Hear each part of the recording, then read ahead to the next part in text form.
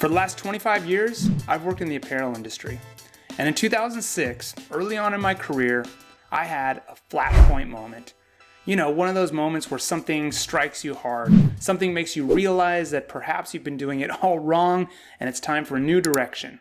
One where you decide with all optimism that you're all in and that you're ready to be more a part of the solution than a continued part of the problem. You see, I had just watched an inconvenient truth, a climate change exposé, if you will. And this was my first real run-in with climate change awareness. Sure, we had touched on it in a social ecology class in my undergrad studies in the 90s, but this time it really hit me hard. And I remember vividly watching the credits scroll at the end of the movie, right then and there, making a decision. This was where my career was headed. This is what I would do. I wasn't going to leave the role I was in, but instead, I decided I would use it. I would use that role. And looking back on it now, at that pivotal point in my career, admittedly, I was actually feeling a little let down because as time passed, with this new conviction, the more I learned about what we now call sustainability and yes, climate change, and its relation to business, and in my case, fashion and the apparel industry and the economy, the more I was asking, why do I not already know this? Why have I not learned really much of anything about this? The fact that I went into school wanting to be an architect, ended up on a civil engineering path, only to drop out and graduate instead with a studio art degree, and then go back for an MBA, only to end up in fashion, and then here, talking to you about sustainability, that's another talk altogether, but nonetheless, 2 college degrees and more than 10 years of career building in the apparel industry had me taking a hard look at the path that I was on. How was it that I was being sent out into the business world as a young professional without any real understanding of what sustainability was and why it was important? And back then, there wasn't a pathway to become a sustainability professional. And let's talk about that word real quick. I want to add some context here because I know it can be a bit of a cliche. And let's think of it though, I want to make sure that we're thinking of it as a framework, as an aspiration, as an ideal. And when I say sustainability, I mean attention to people, planet, and profit. You know, like the Millennium Development Goals and the UN Global Compact we're striving for at that time. But again, those things, they just weren't on my radar. There were environmental sciences degrees and research-oriented degrees, but at the time, there was no degree that I could go back and get that would teach me how to balance it all and to build products and do business for now, for today, inside of brands while never compromising future generations. So I had to improvise. If I was going to make this part of my resume, if I was going to get others on board, if I was going to have any chance of changing minds, changing habits, changing industries, I would have to become an expert. But back to that question, why do I not already know this?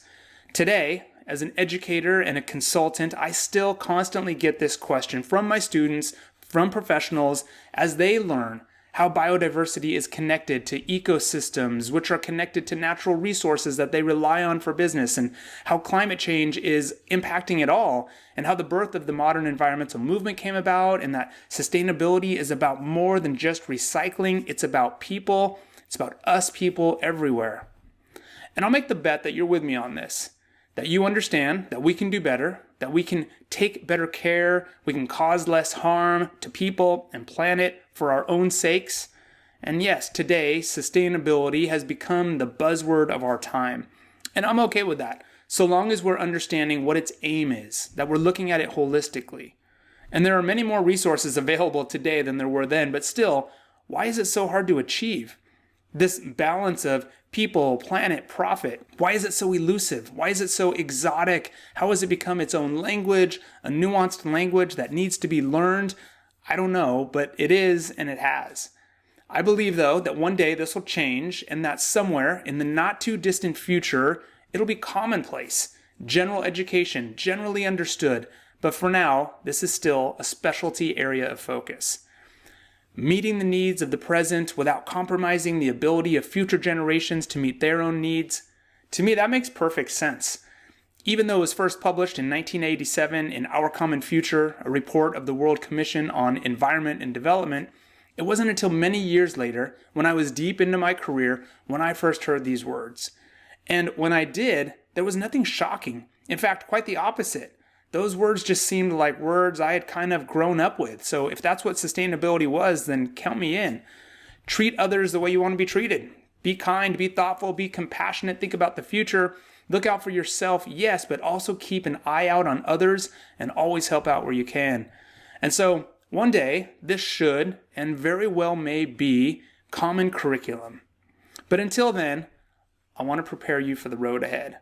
If you want to be more sustainable, if you want a career in sustainability, if you want to build sustainability into your organization or your brand, here's what I need you to do. You need to learn from nature. Find resilience. Let me explain. We talk a lot about resilience and sustainability. It's the capacity to recover quickly from difficulties. It's toughness. It's the ability of a substance or an object to spring back into shape. It's elasticity. It's the quality of being able to recover or return quickly to previously good condition after big problems. And it's the ability to be happy or successful after something difficult or bad has happened. In ecology, resilience is defined as the capacity of an ecosystem to respond to a disturbance by resisting damage and recovering quickly. But how does this relate to our personal development? How does it relate to your flashpoint moment, to that journey we are on to make sustainability a part of what we do? Well, unfortunately, for now, striving for sustainability is still difficult, and it's often an uphill battle. It's often the slower, harder, more expensive version of doing business, which is counterintuitive, I know. But that's okay, right? You're completely dedicated to this new awareness like I was so many years ago. Well, I have a warning for you. There will be resistance, even if there is goodwill and hope of the future behind that resistance, but there will be resistance and you will need to be resilient, very resilient. Because along this path, you will encounter setbacks. You will encounter good intentions without real support to help you out. You'll encounter plenty of, let's do what we can now and we'll tackle the bigger issues when we reach these other economic milestones. You'll encounter progress, not perfection. You'll encounter 10-year goals and timelines over 30-day goals and timelines. You'll encounter incremental 10% moves instead of bold 100% moves. And you'll continuously slam into cost and profitability concerns. You'll feel frustrated at the slow pace. You'll feel burdened by the topics, by the complexity of supply chains, and the urgency of addressing environmental and social impacts that your business is causing. But you've decided that you're all in. And while I believe that we are at a tipping point, and more, you will see sustainability being addressed in the classroom and in the boardroom, you may feel, though, like you're unprepared for the conversation or for action. I know because I've been there. You want to live a more sustainable lifestyle. You want a career in sustainability. You want to build a more sustainable brand. You want to become an expert in the concept of sustainability and how it can be applied to education, infrastructure, and the economy. You want to become an expert and change the way your business is done. These are all things that can be done and all things that should be done. But how? Where do you start? Well, once more, if you want to be more sustainable, build resilience. And here's how. It doesn't work very well as an acronym. I apologize. It ends up being ABGEAEA or IUECMCT, but there are 7 stages, but regardless, there are 7 stages that I believe you'll go through if you want to become more resilient in your approach to sustainability. So let's go through them. Number 1, allow inspiration. Be open to finding your flashpoint moment, your own flashpoint moment, or another one if you already had one. Be inquisitive, hungry for information. Be in the mix. Show up, participate, and listen. There's inspiration all around us. It's in nature, it's in humans, it's in animals. Be open to it. Be receptive. Let it strike. Number 2, become the understander. Once inspired, dive into all the sustainability-related content you can so that you can become the one who understands it best. How? Read, watch, listen, and discuss. Read everything you can get your hands on, especially in the early days. Read the books that are recommended to you. Read news stories, blog posts, reports, and updates from industry and civil society. Take it all in and watch. Watch everything you can. Watch how nature happens. Watch how people interact. Watch documentaries, short videos, interviews. Watch it all and listen. Listen to the words that are in there, the solutions that are proposed, the organizations that are mentioned, the people that are being featured. They're likely there for a good reason. Listen and learn. And then finally, discuss it all. This is super important. Discuss what you're learning with everyone you can. This is a crucial step in the process because it'll help you reinforce your knowledge and it pushes the entire movement forward. So discuss what you're inspired by and what you're learning and what you're hearing with your friends, your family, your partner, your colleagues, your boss, their boss, your favorite brands, your suppliers. Discuss it with all and everyone who is willing to listen because at this point, you are, number 3, going to graduate to explainer. Before you know it, you will have graduated, thanks to your inspiration and solid understanding, to the explainer role, the one in the room that people look to as the expert. And you may not be yet, but because you're now vocal and clearly inspired, your passion is pouring through, and you are becoming the expert. And even if you don't know the answer to a question someone asked, you're willing to go out and do the homework because you're an understander. You'll get the answer, you will report back, and thus portray yourself as the expert. And this process will just repeat itself over and over. So number 4, embrace the collaborator. We can't do this alone. None of us can accomplish the reality of sustainability in a silo. It's too complex, too interconnected. Many of the systems that we have built are in need of an overhaul and will require systemic change and efforts by nearly every stakeholder. We will need efforts from brands, nonprofits, NGOs, industries, customers, suppliers, retailers, policymakers, cities, nations, you and me. And then number 5, you're going to advance to motivator, motivating yourself and motivating others. And as you continue to collaborate, you will be advancing inherently to this space. You will find that you are motivating yourself, pushing yourself further along the path at a faster clip, and that you are motivating others. They'll be fueled by your passion, by your persistence, by your intrigue and your concern. It's a natural thing. It just happens. You will be helping to keep the flame burning. And then number 6, you're going to evolve to become a creator.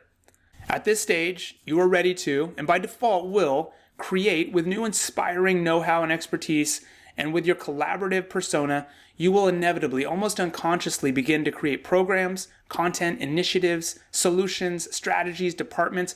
You will become someone who is helping to build this new future, and you will be a crucial part of the infrastructure. And then number 7, you're going to arrive at transformer. And lastly, this is where we do our best work.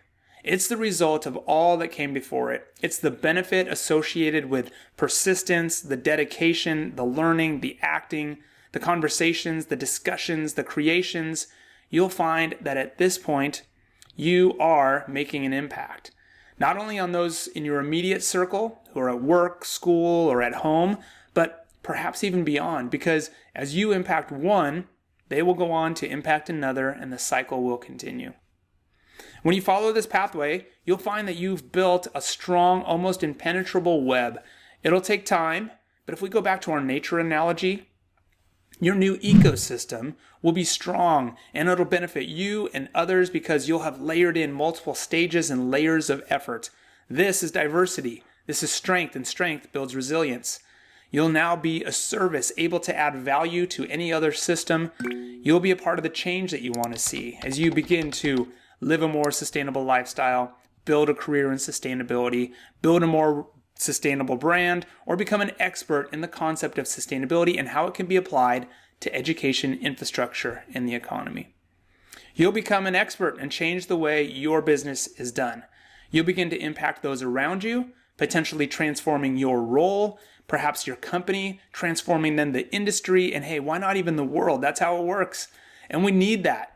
Because that vision of the day when sustainability isn't anything special because it's just part of every class, every business school, every job interview and performance review because it's just woven into everything we do, well, that vision is not going to build itself. So grab your tools, your ABG, EA, or your IUECMCT tools, and let's get to work. We've still got a long road and a lot of work ahead of us. Thank you.